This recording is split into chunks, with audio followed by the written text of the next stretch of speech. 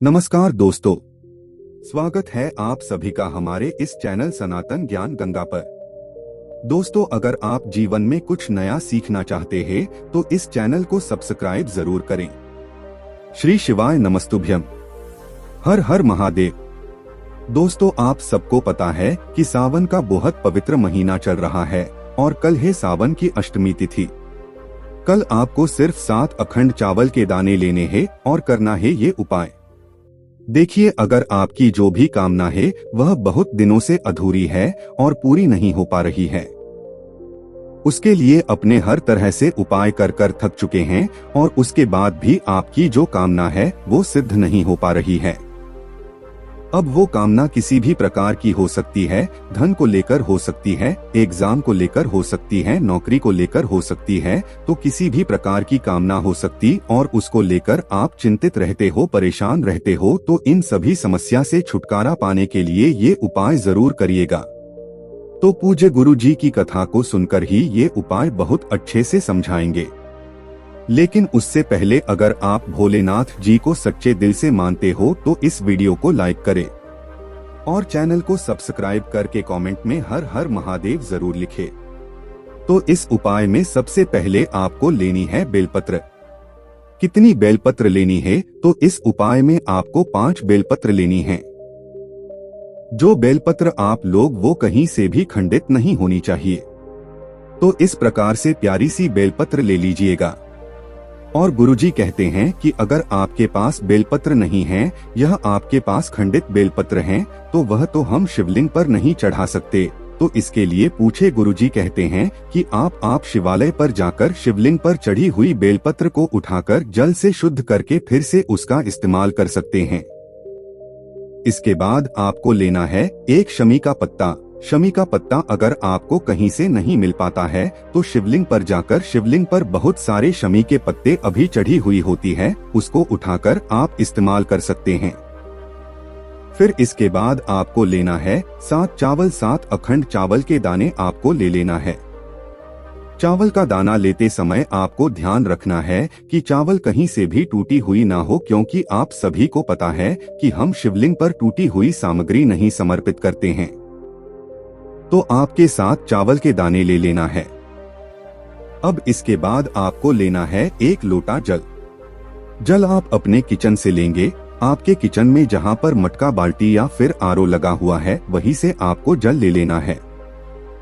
जल आप तांबे के पात्र में लेंगे, क्योंकि गुरुजी हमेशा कहते हैं जब भी हम जल चढ़ाते हैं तो हमको जल तांबे के पात्र में लेना है, और जब भी हम दूध चढ़ाते हैं तो दूध को स्टील के लोटे में लेना है।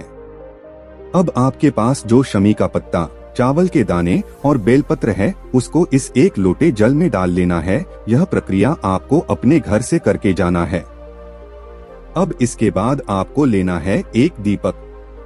दीपक आप चाहे मिट्टी का ले सकते हैं या फिर आपके घर में शुद्ध आटा मारकर उसका भी दीपक बना सकते हैं। ध्यान रखिएगा, इस दीपक को आपको मंदिर में लेकर नहीं जाना है। इस दीपक को आपको अपने घर पर जलाना है। इस दीपक में आप शुद्ध देसी घी का इस्तेमाल करेंगे। देसी घी अगर आपको गाय के मिल जाए तो यह आपके उपाय के लिए बहुत शुभ होता है। इस दीपक में आपको गोल बत्ती का इस्तेमाल करना है और आप अपने घर पर जहां पर शिवलिंग है उसके पास जला देना है। अगर आपके घर में शिवलिंग नहीं है तो आप अपने घर के मुख्य द्वार यानी में एंट्रेंस के लेफ्ट या राइट की तरफ लगा सकते हैं। दीपक को जलाने के बाद आपको इस 1 लोटे जल को लेकर पहुंच जाना है शिवालय। शिवालय पहुंचकर आपको सबसे पहले इस 1 लोटे जल को शिवलिंग के ऊपर समर्पित करना है और समर्पित करते समय और आपके श्री शिवाय नमस्तुभ्यम मंत्र का स्मरण कर लेना है। गुरुजी कहते हैं आपको जल को इतनी धीरे समर्पित करना है ताकि उसके अंदर आप कम से कम 11 बार श्री शिवाय नमस्तुभ्यम मंत्र का जाप कर ले।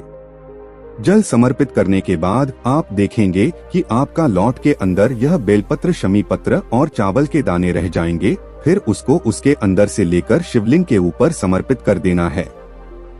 और समर्पित करते समय आपको आपके जो भी मनोकामना है उसको महादेव जी के पास बोल देना है।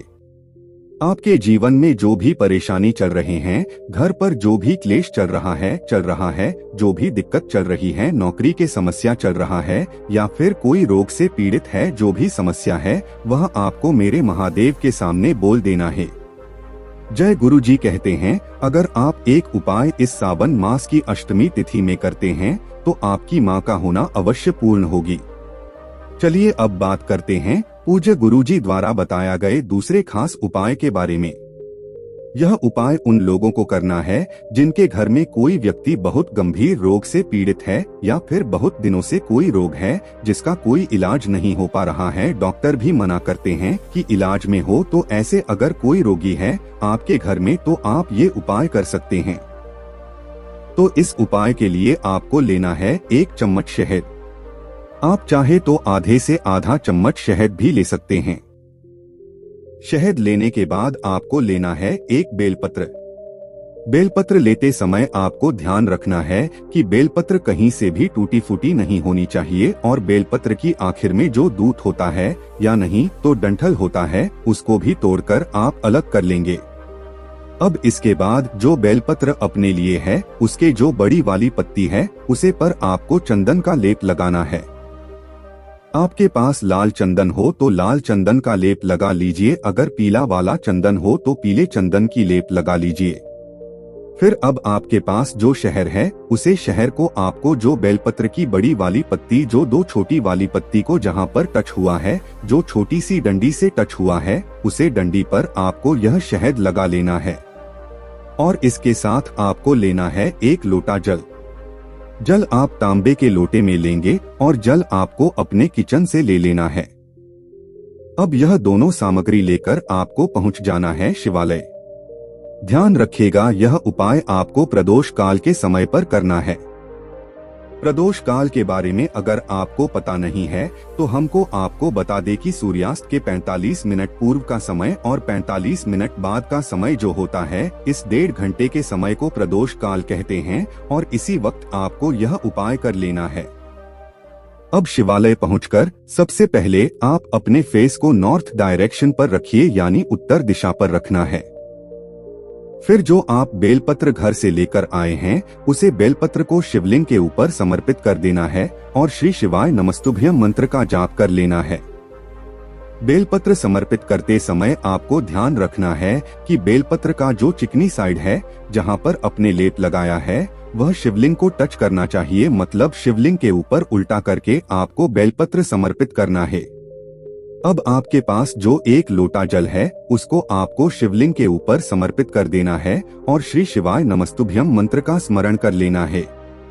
जल समर्पित करते समय जो जल शिवलिंग होकर जलधारी से नीचे गिरता है उसे जल को आपको थोड़ा सा उसे लोटे में ले लीजिए और फिर अपने घर आ जाइए।